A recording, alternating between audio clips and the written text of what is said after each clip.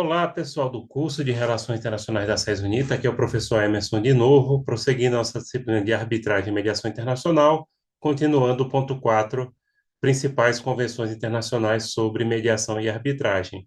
Comentando aqui a Convenção do Panamá de 1975, no artigo 3º, explícita que na falta de acordo expresso entre as partes, a arbitragem será efetuada de acordo com as normas de procedimento da Comissão de Arbitragem Comercial. Nesse caso aqui, lembrando que as partes podem escolher as normas que vão reger a arbitragem, melhor dizendo, mas se não escolherem, ficam definidas da Comissão Internacional de Arbitragem Comercial, que é uma entidade que trabalha nessa área. O artigo 4º da Convenção determina que as sentenças ou laudo-arbitrais não impugnáveis segundo a lei ou as normas processuais aplicáveis terão força de sentença judicial definitiva. Sua execução ou reconhecimento poderá ser exigido da mesma maneira que a das sentenças proferidas por tribunais ordinários nacionais ou estrangeiros, segundo as leis processuais do país onde forem executadas e o que foi estabelecido a tal respeito por tratados internacionais. Reparem que já em 1975, ou seja, quase 50 anos, a Convenção do Panamá já pedia que houvesse a equiparação entre as sentenças arbitrais e as sentenças judiciais. Contudo, todavia, entretanto, o Brasil só veio adotar esse procedimento basicamente a partir da Lei Marco Maciel de 1996, ou seja, 19 anos depois. No artigo 5º, parágrafo 1º, estabelece que somente poderão ser negados o reconhecimento e execução de sentença por solicitação da parte contra a qual foi invocada, se essa provar perante a autoridade competente do Estado em que forem pedidos reconhecimento e execução. Aqui são as condições em que é, o reconhecimento da sentença arbitral pode ser negado. Que as partes no acordo estavam sujeitas a alguma incapacidade em virtude da lei que lhes é aplicável, ou que tal acordo não é válido perante a lei a que as partes o tenham submetido, ou se nada tiver sido indicado a esse respeito em virtude da lei do país em que tenha sido proferida a sentença. Aqui é uma questão de capacidade jurídica das partes, por exemplo, se algum era menor, se algum estava judicialmente interditado por algum problema mental, né? Alguma coisa desse tipo. B, que a parte contra a qual se invocar a sentença arbitral não for devidamente notificada a designação do árbitro do processo de arbitragem ou não pôde, por qualquer outra razão, fazer valer seus meios de defesa. Aqui são situações que depõem contra o devido processo legal, ou seja, quando um árbitro é indicado sem conhecimento, ou quando os meios de defesa, que tem que ser permitida a ampla defesa, inclusive na arbitragem, né, é prejudicado. C, que a sentença se refere divergência não prevista no acordo das partes e submissão ao processo arbitral. Não obstante, se as decisões da sentença que se referem às questões submetidas à arbitragem puderem ser isoladas das que não forem submetidas à arbitragem, poder-se-á dar reconhecimento à execução das primeiras.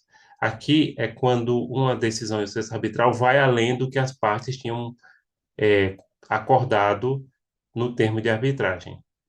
Se puder, inclusive, isolar aquela parte que foi além, tem como se reconhecer o resto da sentença arbitral como válida. É isso que está explicando esse inciso. A linha, melhor dizendo. D, que a constituição do tribunal arbitral ou processo arbitral não se ajustar ao acordo celebrado entre as partes ou na falta de tal acordo, que a constituição do tribunal arbitral ou processo arbitral não se ajustar à lei do Estado onde se efetuou a arbitragem. Aqui mais uma questão relativa ao procedimento arbitral e ao respeito ao devido processo legal, que mesmo a arbitragem deve respeitar, né? O princípio do devido processo legal. É que a sentença não é ainda obrigatória para as partes, ou que foi anulada ou suspensa por uma autoridade competente do Estado, em que, ou de conformidade em cuja lei foi proferida. Então, mais um caso também ligado ao respeito ao devido processo legal, ou seja, sentença que foi declarada nula ou suspensa ou que ainda não está produzindo efeitos. Então, ela não está vigente, ela ainda não pode produzir efeitos. No parágrafo 2º do dispositivo legal comentado, se define que poder-se-á, mesóclise, né, adoro, também denegar o reconhecimento e execução de uma sentença arbitral, se a autoridade competente do Estado é que se pedir o reconhecimento e execução comprovar, que segundo a lei desse Estado, o objeto da divergência não é suscetível de solução por meio de arbitragem, que tem algumas matérias que dizem respeito a direito que não é disponível, como a gente já viu aqui na primeira unidade, que diga respeito diretamente a questões que envolvam direitos humanos fundamentais, não podem ser tratados diretamente através de arbitragem. B, que o reconhecimento ou a execução da sentença seriam contrários à ordem pública do mesmo Estado, que aí são questões de aplicação do direito estrangeiro, que a gente vê lá em direito internacional privado. Ordem pública é tudo que fere diretamente a questão da constituição do Estado e daquela sociedade, tá? Quando eu falo constituição, é no sentido mais restrito, ou seja, da própria estrutura normativa do Estado. No artigo 6º, indica que se houver pedido à autoridade competente mencionada no artigo 5º, parágrafo 1º, a linha E, a anulação, ou suspensão da sentença, a autoridade perante a qual se invocar a referida sentença poderá, se o considera procedente, adiar a decisão sobre a execução da sentença e a instância da parte que pedir a execução poderá também ordenar a outra parte que dê garantias apropriadas.